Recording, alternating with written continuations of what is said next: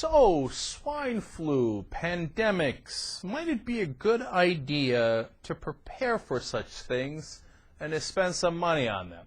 Well, Barack Obama and the Democrats thought so, so that's why they put $780 million into the last stimulus package that just passed a little while ago for pandemic reaction. Well, luckily we have that because now we need that, right? I mean, they couldn't have nailed it more. They saw it coming in some ways, I suppose, and being prepared for these disasters is a good idea.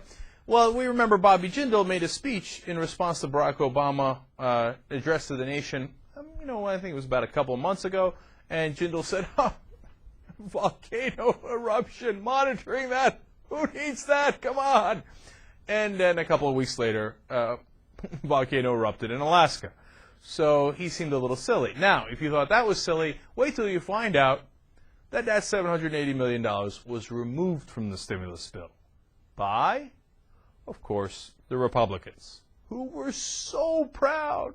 They said, oh, what does this have to do with stimulus? Pandemic. Why would we need to be prepared for a pandemic? What are the chances? So-called moderate Susan Collins is the one who pushed for it, in fact, to get it removed, and she bragged about it. In fact, I went on our website today, and on our website it still says, and the first thing on the stimulus package, she says, and I fought to make sure that there was no preparedness at all for pandemics.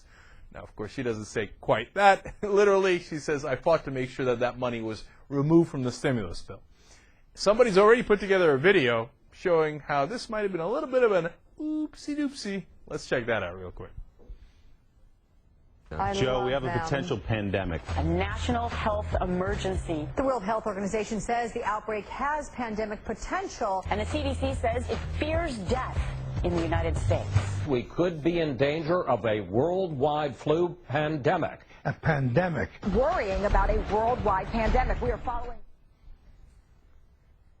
$420 million to prepare for a possible flu pandemic someday. One of the things they talked about yesterday was stripping away some money for pandemic flu as just one example. There's funding to help improve our preparedness for a pandemic flu. There's $780 million for pandemic flu preparedness.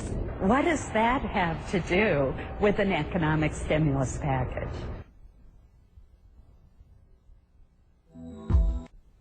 All right, now let's look at this from both sides. Susan Collins, in a panic, put out a press release today saying, what? No, I've always been in favor of preparedness. No, sure, money, more money. Yeah, of course, yeah, no, I'm in favor of, yes, absolutely, CDC, Centers for Disease Control. I'm all over it. I've always been all over it.